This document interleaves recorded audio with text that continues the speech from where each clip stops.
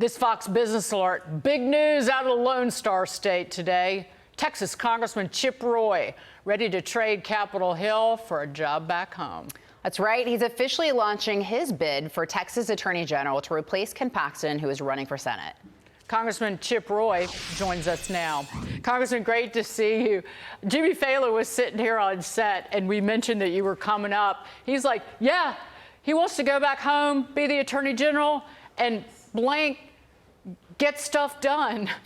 And so is that really the reason? Is that you can truly affect change if you become the AG? Yeah, well, I know Jimmy pretty well, so I can guess what was in that blank that you're filling in. But no, look, I'm a proud Texan. You know, my kids are 14 and 15. I've been serving in Congress now for 6.5 years. I'm midway through my 4th term. You know, it'll be 8 years by the time that's done. And I think you need new blood in Washington. We all talk about term limits. You got to kind of live them. I don't think we should have a permanent class up there. But, you know, I have a history of service in this space and familiarity with the AG's office. I was the first assistant attorney general. I'm a former federal prosecutor in the U.S. Attorney's Office.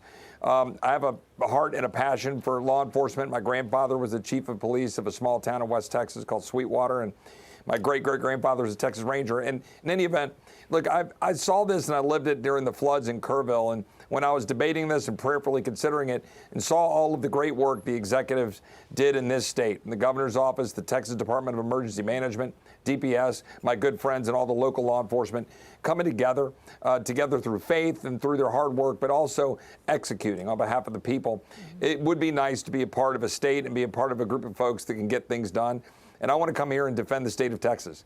Texas is the target for crazy progressive Democrats and liberals and NGOs and folks like George Soros who want to make our DAs and our judges liberal and put criminals on the streets and open border politicians and, you know, faceless corporations that come in and step over small businesses and make insurance unaffordable.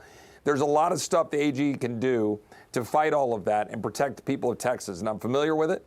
I've been a part of litigating those important cases. So it's time to come home. It's time to go fight and defend the people of Texas from Austin. But I have 16 more months in D.C. And as they said in one of the headlines today, an often nuisance to House leadership. Well, I wear that as a badge of honor, and I'll go back to D.C. and keep doing my job for the next 16 months. Well, without you, they wouldn't have gotten the spending restraint on Medicaid, so everybody can thank you. But go ahead, Lisa. So what are you were talking about, getting things done. What does that look like for you? Like, what's sort of the first order of business if you were to win and become the Texas AG? Yeah, well, I mean, first of all, you've got to continue the legacy. You've got Ken Paxton, who's been there, and before that, current Governor Abbott was the Attorney General, carrying forward the legacy of fighting and defending Texas in court. You know, one of the first things I did when I first got to know Ted Cruz, who ultimately became my boss, right? He was the Solicitor General of Texas. I was a lawyer on the Senate Judiciary Committee, and I mooted a case for him that was LULAC v. Perry to defend the maps, right? Defend the maps then. That was 20 years ago. And now here we are going through redistricting. If you know and understand these cases as I do, you're familiar with it. When I was working for Attorney General Paxton, we had to convert a whole bunch of cases that Greg Abbott had been doing and figure out how to lead those in to a new group of people to run the AG's office. So I'm familiar with it, be ready to do it on day one. There's a lot of issues that we're going to need to address. I rattled off some of them. But, you got to be concerned about what we're seeing with respect to outside forces, globalists, corporations, people, Chi-Coms coming in here and buying up Texas lands. The legislature and the governor doing a good job trying to pass laws to protect Texans. We need an AG that will continue to carry forward to defend Texans and defend, them from the assault from the radical left trying to come in and remake Texas. Time being, in Congress, you've introduced a bill that hits sanctuary jurisdiction officials for helping illegals evade ICE. Tell us more about it. Yeah, look, there's existing laws that have some force, but not enough. I think we need to be very forceful when you have recalcitrant jurisdictions that refuse to work with ICE to be able to go after illegal aliens who are here, particularly dangerous ones, that those jurisdictions should no longer get federal funds. So this legislation would do that. It would be a very vigorous bill. I hope we'll move it through the House, send a loud message. Chuck Schumer wants to try to block it in the Senate. Let him. He blocked the SAVE Act, right? My bill to guarantee that only American citizens vote in American elections. Make them block it, right? Make them go to the American people and explain why they think that illegal aliens should vote. Make them explain why illegal aliens should get away with crimes and why bad jurisdictions, whether they're blue cities and red states, like we have some of that in Texas, or whether you're a blue state like California, they shouldn't get away with that and then get federal taxpayer money. It's crazy. And I hope we'll also move my bill to ban stock trading among members of Congress, which I've got moving again that I've had for 5 years. I just think we got to get rid of that conflict of interest. So I got a lot of work to do in the remaining 16 months. We got to make sure spending in September is constrained. I hope we'll pass either a CR or appropriations below CR spending and stop Democrats from any kind of bloated omnibus bill and keep the spending pressure down.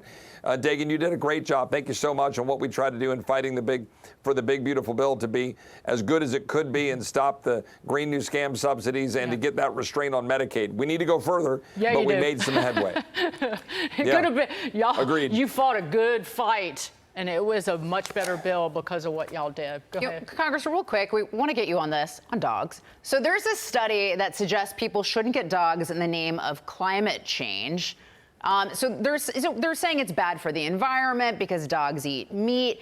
And ironically, there's this Minneapolis a public radio article about it, and the professor who's quoted in it has a dog. So isn't that sort of like par for the course with these people? But this is, we joke, but this is the problem.